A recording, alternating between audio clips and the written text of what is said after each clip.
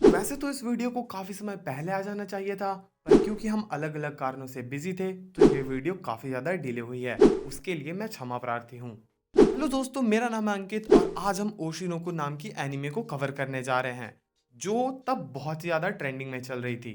तो वीडियो लंबी होने वाली है, क्योंकि ये एपिसोड लगभग 1 घंटे से ज़्यादा का है। तो चलिए शुरू करते हैं। सीरीज की शुरुआत होती है बी कोमाची आइडल ग्रुप के कॉन्सर्ट से, जिसे गोरो नाम का बंदा टीवी पर देख रहा होता है।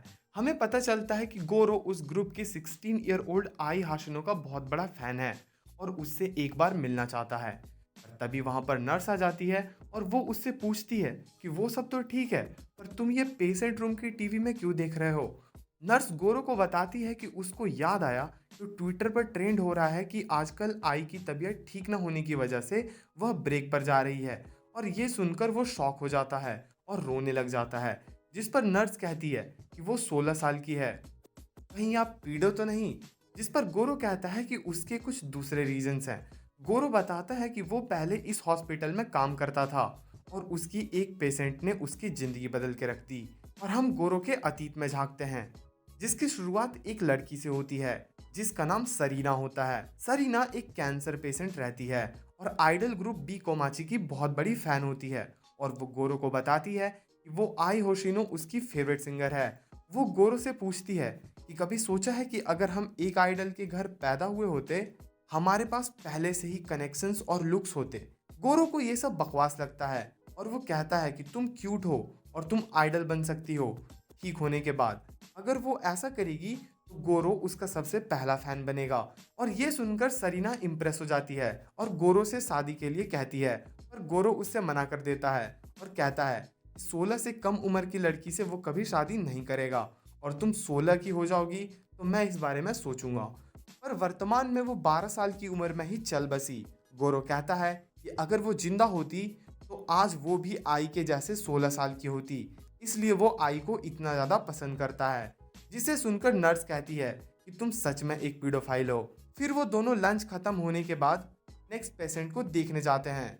और संयोग की बात तो ये होती है कि उसका अगला पेशेंट कोई और नहीं, आई होशिनो होती है, जो अपने एजेंट इचिगो के साथ वहां आई हुई रहती है। गोरो थोड़ी देर के लिए बाहर जाता है और खुशियां मनाने लगता है, क्योंकि उसको अपनी आंखों पर विश्वास नहीं होता कि उसकी फेवरेट आइडल बाहर बैठी है। तभी हम एजेंट को आई से पूछते हुए सुनते हैं कि इस बच्चे का बाप कौन है, जिस पर आई कहती है कि ये एक सीक्रेट है। आई का एग्जामिनेशंस करने पर हमें पता चलता है कि वो 20 हफ्तों से प्रेग्नेंट है। आई को जल्द ही ट्विंस होंगे, जिस पर इचिको कहता है कि अगर लोगों को पता चला तो उसका करियर ओवर हो जाएगा। पर आई गोरो का ओपिनियन पूछती है, जिस पर गोरो कहता है कि वो डॉक्टर होने की तरफ से तो बोल देगा, पर फैसला आखिरी में उसे ही लेना होगा। रात को हम गोरो को हॉस्पिटल के रूफटॉप पर देखते हैं।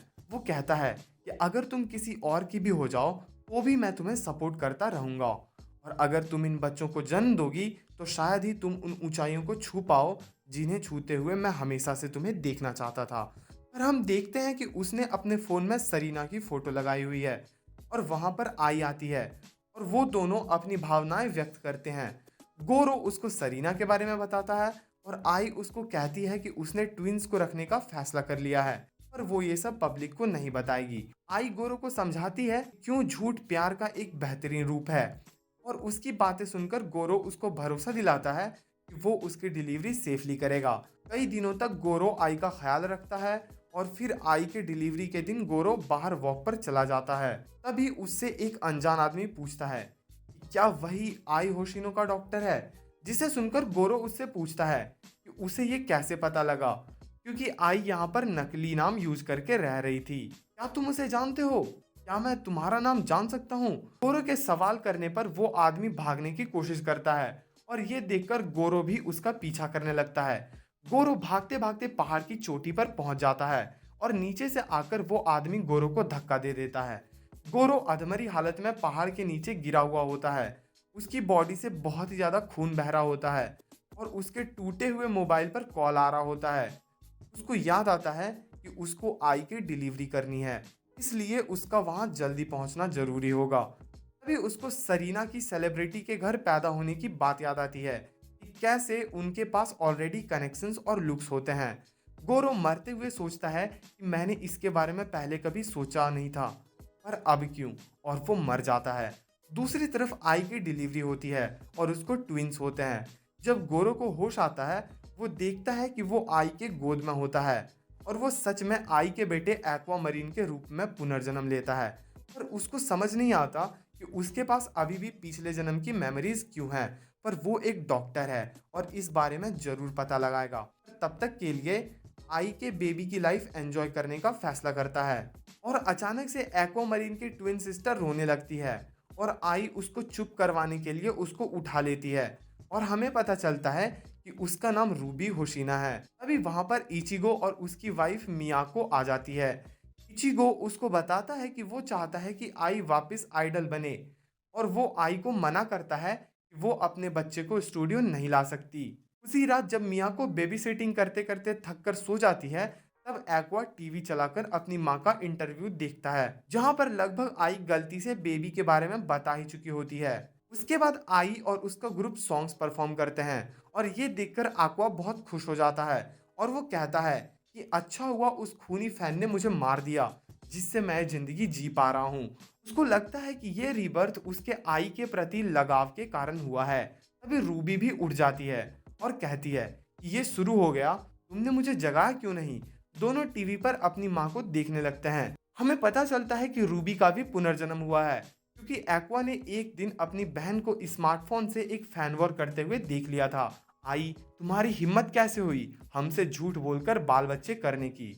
आगे सीन शिफ्ट होता है और हम आई को एक्वा से ब्रेस्ट मिल्क पीने के लिए पूछते हुए देखते हैं, जिसे सुनकर एक्वा शर्मा जाता है और बॉटल का मिल्क पीने लगता है।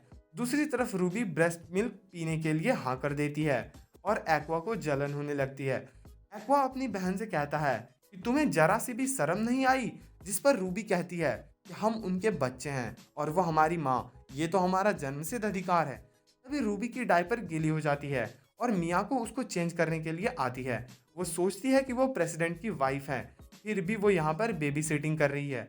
वो बताती है कि उसने उससे इसलिए शादी की जिससे वो हैंडसम बॉयज के साथ काम कर कर वहाँ पर रह सके। और वो क्या कर रही है, 16 ईयर ओल्ड माँ के बच्चों के डायपर चेंज। वो बहुत गुस्सा हो जाती है और आई के हेल्थ रिकॉर्ड्स पब्लिश करने की कोशिश करती है और एक्वा को एक आइडिया आता है। वो टेबल पर बैठकर मियाको से कहता है कि वो एक डिवाइन मैसेंजर है जिसको ऊपर वाले ने उसे रोकने के लिए भेजा है। पहले तो मियाको को विश्वास नहीं होता और उसको लगता है कि उसके साथ कुछ प्रैंक हो रहा है। अभी वो रूबी को टेबल से नीचे उतरने के लिए कहती है। रूबी कहती है कि वो भगवान का अवतार है और आई होशिनो को गॉड ऑफ एंटरटेनमेंट ने चुना है। अगर आई होशिनो का करियर उसने रूइन करने की कोशिश करी तो उसको सफर करना पड़ेगा। ये सुनकर मियाको रोने लगती है और उसको अपनी गलती का एहसास होता है। रूबी उसको कहती है कि मामा का सीक्रेट सीक्रेट रखो और वही करो जो हम कहते हैं और तुम्हारा किसी हैंडसम बॉय से सेकंड शादी जल्दी हो जाएगी। और ये सुनकर मियाको खुश हो जाती है। बस आज के लिए इतना ही दोस्तों। वीडियो ज़्यादा बड़ी होने की वजह से ये 2-3 पार्ट्स में आएंगी, इसलिए जल्दी मिलते हैं दोस्तों। सी यू। सब्सक्राइब करना ना भूलें।